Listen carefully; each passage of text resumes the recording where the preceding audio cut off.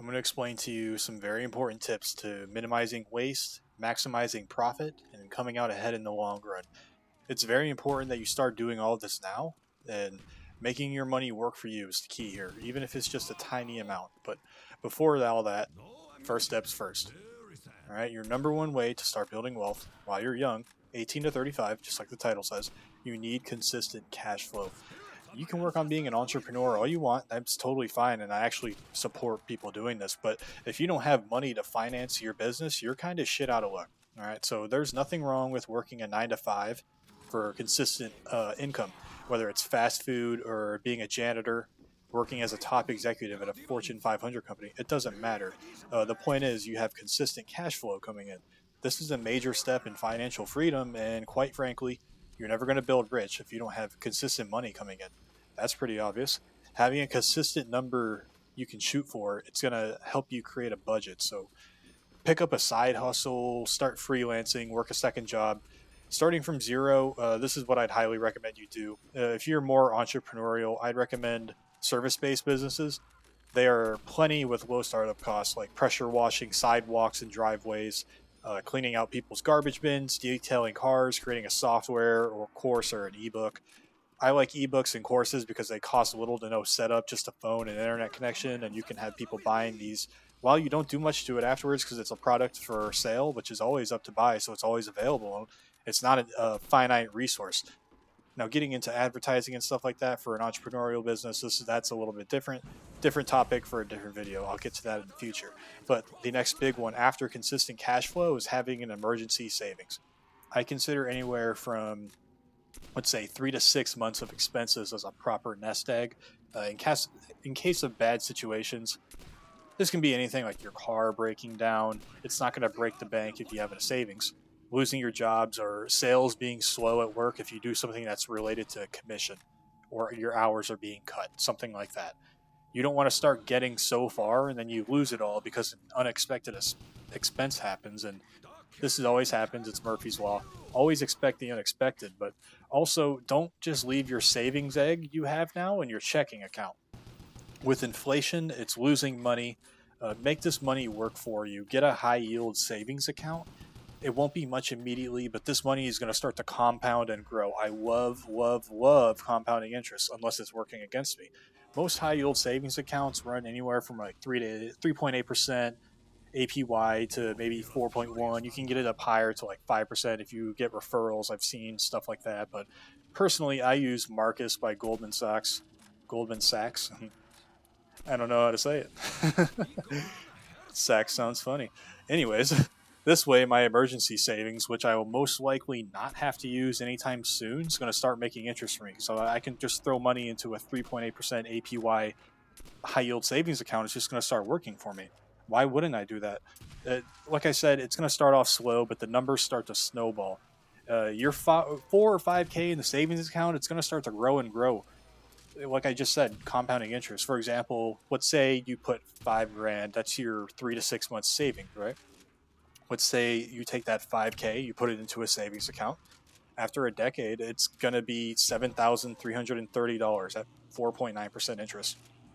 Not a huge growth here, I'll be honest. But the point is, if you keep adding to it, it's compounding. It's just going to keep growing.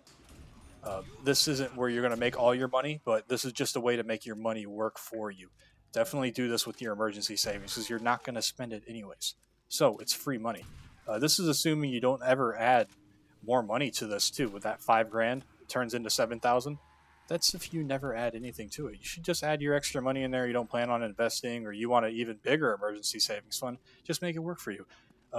You should be adding extra money in there every so often, anyways.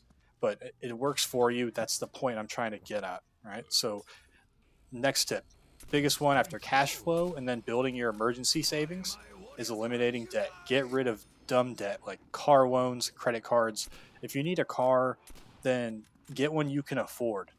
Personal loans, only if it helps you make more money somehow. Just really no reason to get these. People get personal loans because usually they're in debt, so they're going into debt to pay off more debt. You see how this can spiral and snowball, right? So credit cards are huge on this. Most of them run 20 to 25% APR, which is insane.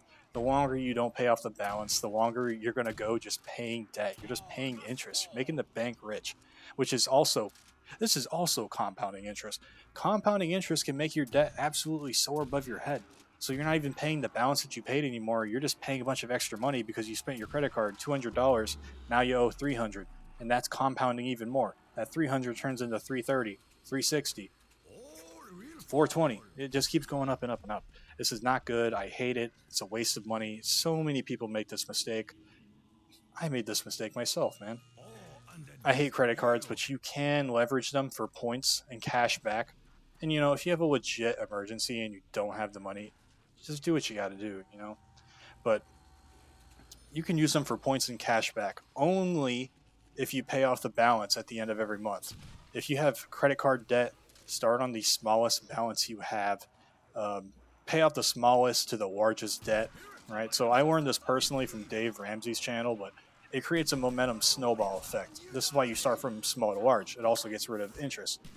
It'll get rid of that interest quicker if you just get rid of the smallest and smallest one instead of working on the biggest one, and then the other ones are just building interest still. Does that make sense? Get rid of that car loan.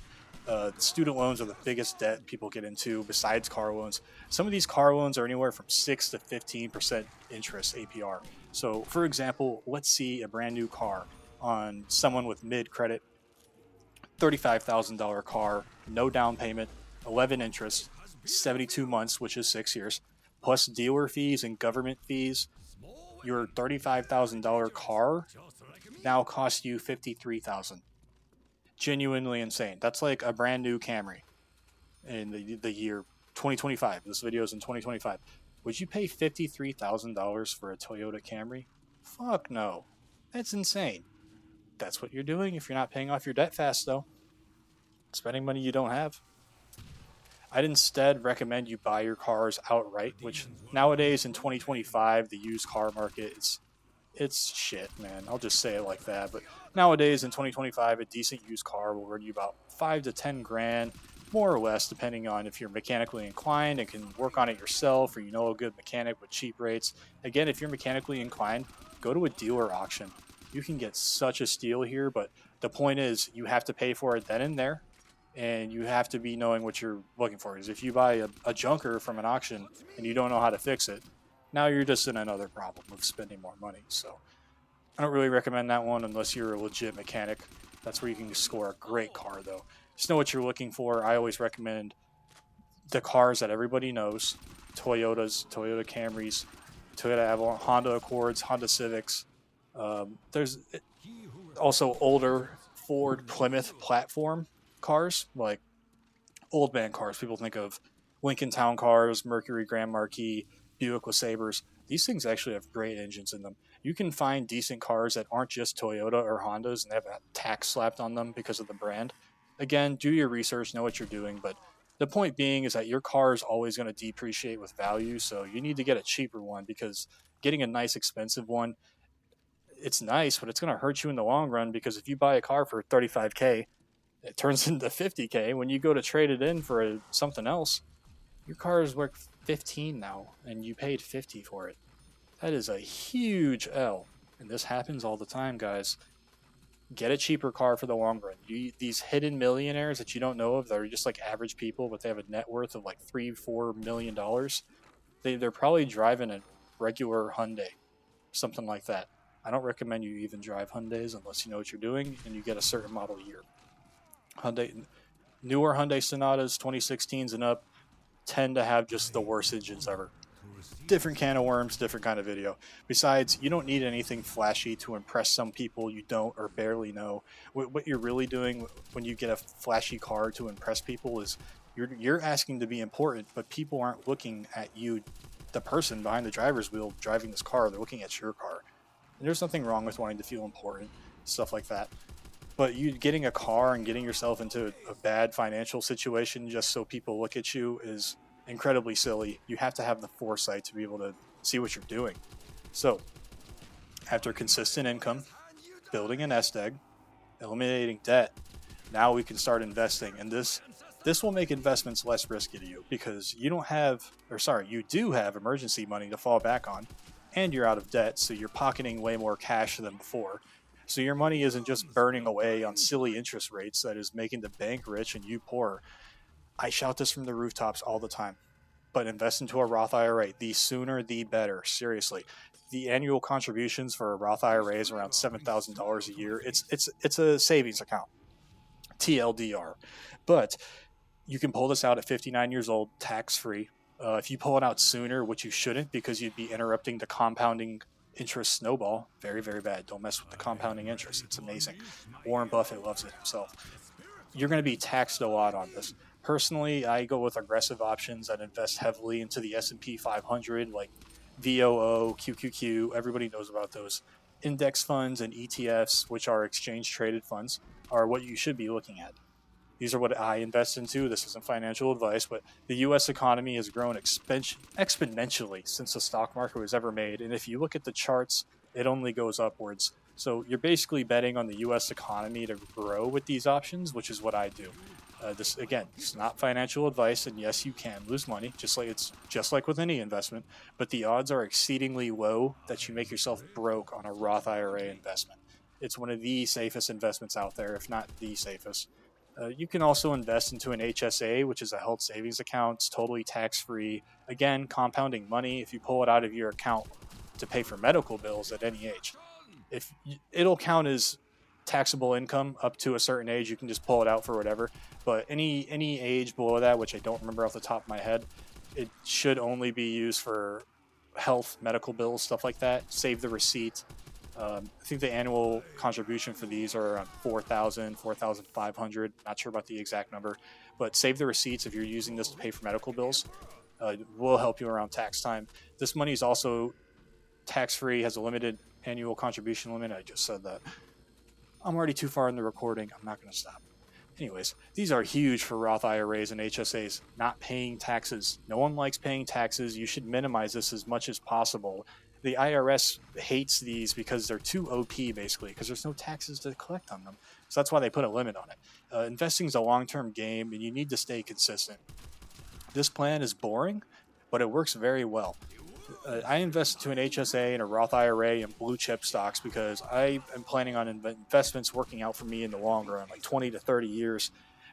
Rich people don't chase fast money, like a crypto gamble or something. They build long-term wealth. Remember, fast money is also spent quickly. This is what you should be looking at. It's much safer than gambling on some degen meme coin. And hey, I'm all for crypto, but gambling on meme coins, it's not it. It's not it. Gonna lose more money than you win. And if you're already broke, then you're gonna make yourself even more broke. Don't short stocks because some guy on Reddit or 4chan, he said it was gonna blow up, and then you get rug pulled. Again, silly investments. I like to stick with the safe ones. I like to stay alive. But I mean, having my investments work in the long run. Having money and being wealthy, it's about surviving the longest. Who can survive the longest? Who can keep their money the longest? Who can be consistent the longest? That's what it's about. That's a whole other topic, though. Crypto gambling, shorting stocks, whole other topic, whole other can of worms. Next, invest first, spend after. Don't spend your whole paycheck first and then invest the pennies left over, because you'll have nothing and your investments will work for you. This is honestly just stupid. Pay yourself first in your investments and then buy your day-to-day stuff. Once you got that out of the way, stay within your budget for personal spending.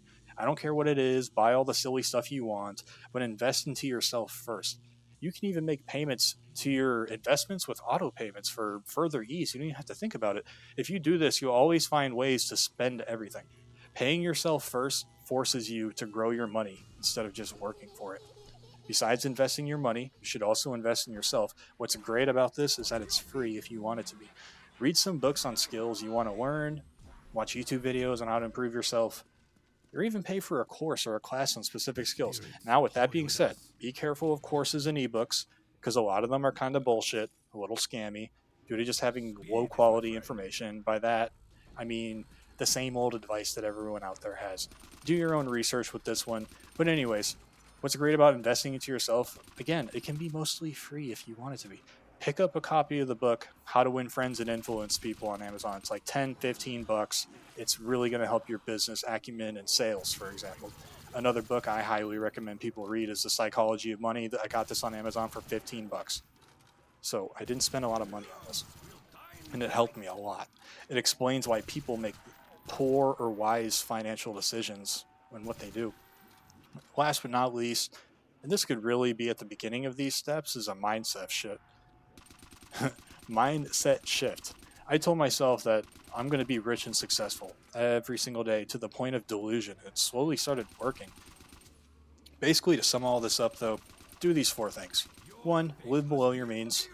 2. Develop an emergency fund. 3. Pay off your debts. The interest is going to kill you. It compounds. And finally, invest into yourself. If you follow even half of these rules, you're going to be ahead of 90% of people your age. This is truly how you're going to build that long-term wealth, is with that beautiful, beautiful compounding interest in your investments, being aggressive with it, having a good net worth. Man, you can make it if you seriously want to. It's that simple. There's no crazy things to this. There's a story about a guy, I forgot his name. He was a janitor his whole life, but when he died at 92 years old, this guy had a net worth of $8 million because he was just doing the stuff I talked about. He kept his expenses low and he paid off his debt. He didn't have any debt and he invested his money. Janitor retired with $8 million. Guys, it doesn't matter. There's no excuses. You can do it if you want to. That guy didn't make much more money than, say, someone working at McDonald's. There's nothing wrong with that either. That's honest money. If you're making more than that, then you can have even more money than that guy did.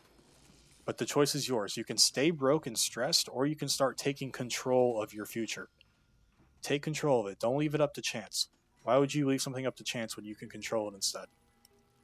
Now, with that being said, if you're still watching at the end of this, I want to see you become majorly successful. Drop a like, hit the subscribe button for more money and life tips. Let me know in the comments, where are you in your financial journey? I seriously want to hear from you guys. Just let me know.